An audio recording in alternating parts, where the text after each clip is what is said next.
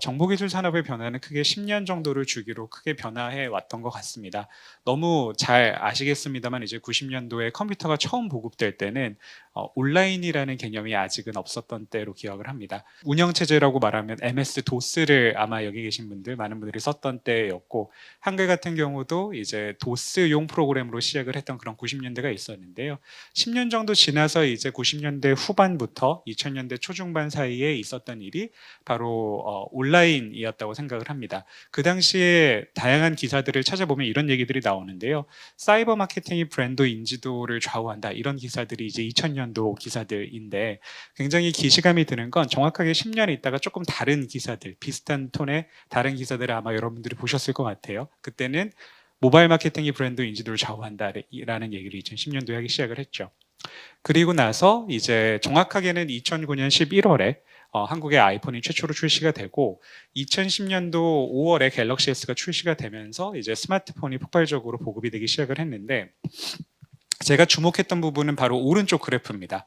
인터넷 같은 경우는 한국에 아무도 인터넷이라는 걸 쓰지 않다가 전 국민의 80% 정도가 인터넷에 연결될 때까지 17년 정도가 걸렸는데, 스마트폰은 그게 3년 반 만에 끝났습니다.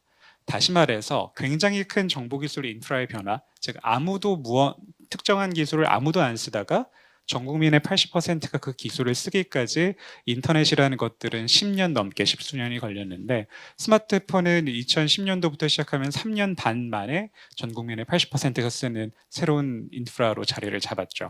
결국은 동일한 크기의 거대한 변화라고 했을 때 십수년에 걸쳐서 이 변화가 일어나는 것과 수년에 걸쳐서 굉장히 압축적으로 일어나는 이 두 가지 상황에서 당연히 후자의 기회가 훨씬 더 많다고 저는 생각을 했고요. 그게 이제 첫 번째 사업이었던 오픈 서베이로 이어지게 됐습니다. 왜냐하면 이제 기업체에서 굉장히 많이 소비자 조사들을 위해서 뭐 몇천만 원, 몇 억씩 쓰고 있고, 콜렉티블리 그게 연간 1조 원 정도의 시장 규모를 형성하고 있는데, 설문조사 방법론을 생각해 보시면 전체적으로 굉장히 인건비가 많이 들어가는 프로세스였거든요. 근데 그때 이제 제가 아이디어를 얻었던 거는, 어차피 모든 사람들이 스마트폰을 이제 들고 다니는 세상이 올 것만 같은데, 그러면 우리가 과연 전통적인 방법들, 유선, 대면 혹은 이메일을 통해서 설문조사를 하고 그거를 수집하고 분석하는 것들이 효과적인 방법일까라고 생각을 했었고, 그래서 이제 오픈 서베이가 시도했던 것들은 뭐 알파고가 아무리 뛰어나다고 해도 질문을 먼저 할 수는 없기 때문에 전체적인 리서치 디자인은 사람이 한다고 전제하지만 데이터를 수집하고 분석하고 리포팅하는 그 과정 전반은 전자동화를 하면 단기적으로는 플랫폼 개발에 비용이 굉장히 많이 들겠으나, 이 플랫폼이 구축된 다음에 기업들과 사용 고객사들한테 쓰이면서 꾸준하게 계속 그 오버헤드 비용이 줄어들 거기 때문에 경쟁력이 생길 수 있겠다라는, 뭐 어떻게 보면 굉장히 큰 가정에서 출발을 했던 사업이고요.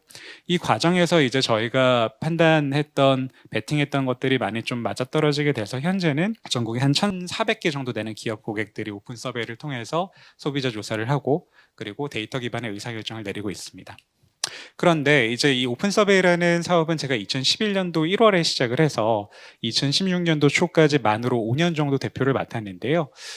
처음에 비즈니스를 시작했을 때 그렇게 크게 느끼지 못했던 또 하나의 굉장히 큰 패러다임이 2016년도, 2015년도 말, 이때 제가 느꼈던 게 바로 너무 잘 알고 계시는 데이터라는 파도였던 것 같습니다. 사실 데이터라는 얘기는 어떻게 보면 굉장히 오래된 개념인데요. 뭐 이미 수십 년 전부터, 컴퓨터가 처음 나왔을 때부터 데이터라는 개념은 있었지만, 제가 생각했을 때는 데이터가 일반적인 대중분들한테 좀 굉장히 큰 변화일 수 있겠다고 느꼈던 게 아마도 알파고의 그 바둑 경기였지 않을까 싶습니다. 그만큼 인공지능과 뉴럴링크와 이런 얘기들을 일반 사람들이 그렇게 자주 회자했던 시기는 없었던 것 같은데요.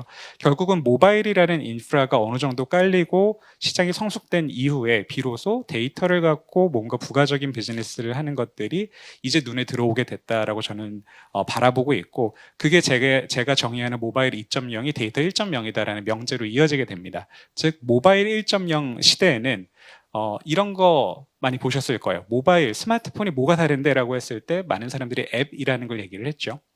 예전에는 우리가 통신사에 뭔가 컨텐츠를 공급하기 위해서는 통신사의 검수를 받아야 되는 굉장히 복잡하고 오랜 시간과 비용이 들어가는 과정이 필요했지만, 지금은 내가 앱 개발자, 서비스 개발자라고 하면 하나의 앱을 만들어서 클릭 한 번으로 전 세계에 퍼블리싱을 할 수 있는 이런 시대가 됐다라는 게 스마트폰이 촉발한 굉장히 큰 변화였다고 생각하는데요.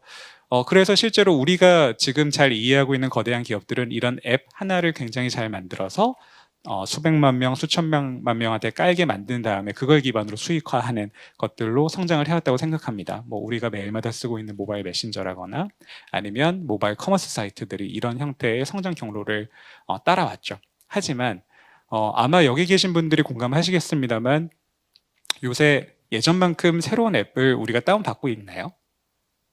사실 스마트폰을 우리가 처음 쓸 때를 생각해 보면 이게 너무너무 신기한 일이었기 때문에 앱스토어에 자주 들어가서 차트도 좀 보고 이 앱은 내가 못 보던 앱인데 라고 하고 새로운 앱을 다운받기도 하고 이런 행태를 보였던 것 같습니다. 하지만 뭐 통계에서도 증명이 되는 것처럼 지난 한 달 동안 새로운 앱을 한 번 이상 다운로드 받았던 사람이 얼마나 되십니까? 라고 저희가 물어보니까 절반 이상이 하나도 다운받지 않았다는 거예요. 결국 제가 이제 이런 모바일 1.0은 앱 하나를 굉장히 잘 만들어서 많은 사람들이 쓰게끔 하는 것이 어떻게 보면 성공 방정식 중에 하나라고 생각을 했는데 모바일 2.0에선 그러면 이게 뭐가 될까라고 생각을 해봤는데요. 스마트폰이 이전 모바일 기기들과 굉장히 다른 두 번째 사실 특징이 있습니다. 아마 제가 다음 슬라이드를 보여드리면 많은 분들이 맞네 라고 생각을 하실 텐데요. 바로 푸시 메시지입니다. 사실 우리가 이전에 전화기를 사용할 때 생각해 보면 전화가 오는 거, 문자 메시지가 오는 걸 제외하고 어떠한 서비스도 우리한테 푸시 메시지라는 걸 보내지 않았습니다. 그리고 실제로 아이폰이 처음 출시됐던 2007년도에는 푸시 메시지가 존재하지 않았습니다. 그리고 이게 2008년도 말에 푸시 메시지가 이제 애플 푸시 노티피케이션 서비스라는 API로 패키징돼서 처음 릴리즈가 됐고 이 API 개발로 인해서 전 세계적으로 수많은 모바일 메신저가 생겨나게 된 겁니다.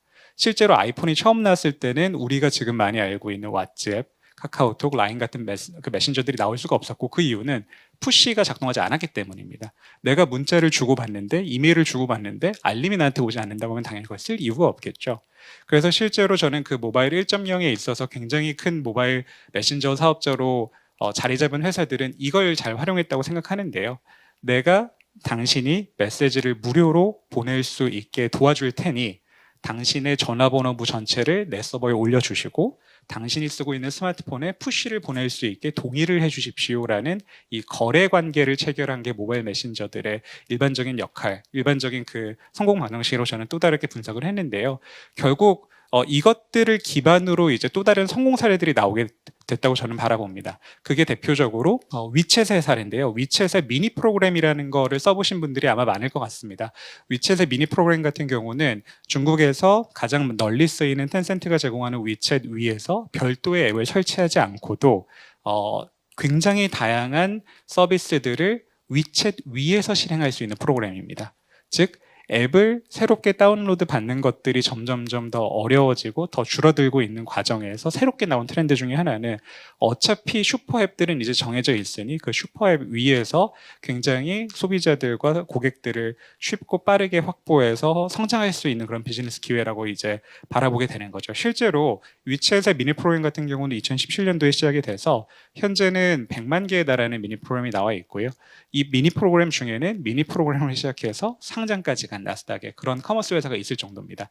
즉 이러한 큰 변화가 저는 예전처럼 우리가 모바일 비즈니스를 한다고 했을 때 별도 앱을 하나 이쁘게 만들어서 1000만 명한테 쓰게끔 까는 이런 프로모션을 좀 결이 다르게 이미 수천만 명, 수억 명이 쓰는 플랫폼 위에서 뭔가 우리가 독자적인 서비스를 애돈 형태로 제공하는 것들의 기회를 바라보게 됐고요.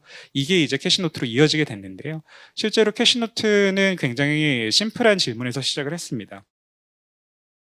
많은 가게 사장님들이 특히 한국처럼 카드 결제 비중이 높은 나라에서는 오늘 매출이 얼마 찍혔는지는 대부분의 사장님들이 알지만 그래서 내가 오늘 얼마나 각각의 카드사한테 정산을 받는지에 대해서는 이해도가 낮은 편입니다. 왜냐하면 한국은 카드사가 8개나 있고 카드사마다 정산 주기랑 수수료율이 조금씩 다르기 때문에 내가 어제 매출이 70만 원이었다, 어제 매출이 50만 원이었다는 바로 알 수 있지만 그날 마감을 하면 그래서 내가 오늘, 내일, 모레 얼마나 카드사한테 입금을 받지? 즉 기초적인 현금 흐름에 대한 가시성이 굉장히 부족했던 게 한국 소상공인의 실태였는데요.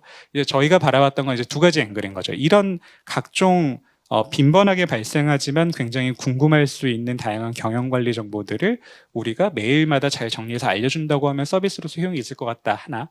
두 번째는 특히나 사장님들 같은 경우는 중장년층의 비중이 높은데 별도의 앱을 개발해서 설치하게끔 유도하는 것들의 허들이 굉장히 높을 것 같다. 그러니까 우리는 별도 앱을 출시하지 말고 카카오톡 위에서 손쉽게 쓸 수 있는 형태로 서비스를 만들어 보자라는 게 두 번째였어요. 그래서 실제로 현재는 캐시노트가 별도 앱도 출시를 해서 운영을 하고 있지만 출시를 하고 2년 정도는 유일하게 서비스를 제공하는 방식이 카카오톡의 애드온 방식이었습니다. 즉 별도 앱을 설치하지 않고도 이미 전 국민이 매일마다 쓰고 있는 카카오톡 위에서 몇 번의 클릭만으로 서비스를 이니시에이트 할 수 있는 그런 구조로 저희가 제공을 했는데요. 사실 기술적으로 봤을 때 이게 뭔가 뭐 이른바 알파고와 같은 대단한 알고리즘이 들어가는 거냐, 사실 그렇다고 생각하지 않습니다. 즉 로켓 사이언스는 아니지만 제가 되게 재밌는 그 다음 페이지에는 이제 스크린샷을 몇 개 보여드릴 텐데요. 이 오른쪽 위에 있는 스크린샷 보면 이런 얘기가 있습니다. 캐시노트 한번 사용해 보세요. 참고용으로 좋은 것 같아요. 크크. 세상이 발달한 게 새삼 느껴지네요라고 사장님이 블로그에 쓰셨더라고요. 그런데 저는 여기서 이제 포인트가 뭐냐면 실제로 로켓 사이언스인 것과 로켓 사이언스로 여겨지는 고객들한테 것에는 굉장히 큰 갭이 있다는 거고, 저희가 주로 목표로 했었던 오프라인에서 가게를 운영하고 계시는 사장님 입장에서는 이런 형태로 서비스를 제공하는 것 자체가 마치 달에 가는 것처럼 어려운 기술인 것처럼 느껴졌다는 게 저희가 봤던 핵심인 것 같습니다. 그래서 결국 저희는 시작할 때의 가장 큰 자산은 어떻게 보면 신선함과 사장님들이 정보기술에 대한 접근성이 일반적으로 낮은 사장님 섹터에 있어서 굉장히 쓰기 편하게 만들어 드렸다는 거고요. 실제로 이를 기반으로 저희가 2017년 초에 서비스를 출시하고 그 해에는 한 달에 한 3,000개씩, 그리고 이듬해였던 2018년도에는 한 달에 10,000개, 그 다음에 이제 작년 올해는 한 달에 한 2, 3만 개씩 꾸준하게 늘고 있어서 현재 저희가 65만 개 정도를 커버하고 있다고 말씀을 드렸는데요. 이게 어느 정도의 규모인지 가늠하실 수 있게 조금만 부연을 드리면 한국에서 가장 큰 배달 중개 서비스의 고객사가 20만 개가 조금 넘습니다. 그리고 한국에서 가장 큰 숙박 중개 회사의 고객사가 2만 개 정도라는 것들을 생각해 보시면 저희가 어느 정도 많은 커버리지를 갖고 있는지 가늠하실 수 있을 것 같고요. 이런 매출 관리 서비스, 정보성 서비스들을 기반으로 굉장히 많은 이제 사업장들을 저희가 확보를 해서 저희도 결국은 데이터 기반의 플랫폼 비즈니스로 확장을 하고 있는데, 저희가 이 가게가 얼마나 벌고 얼마나 쓰고 있는지에 대한 정보들을 기반으로 마케팅을 좀 더 효과적으로 할 수 있게 도와드린다거나, 아니면 내가 식자재나 소모성 자재들을 구매하는 것들을 좀 더 낮은 가격으로 공급받을 수 있는 구매선을 연결해 드린다거나, 아니면 뭐 상권 정보나 마케팅을 효과적으로 할 수 있는 그런 캠페인을 연결해 드린다거나, 이런 형태로 플랫폼 비즈니스로 확장을 하고 있고요.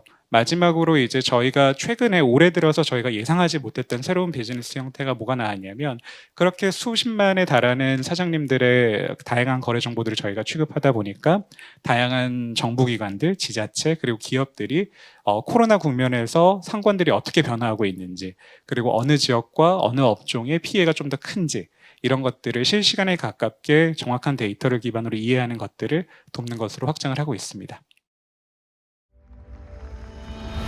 The World Knowledge Forum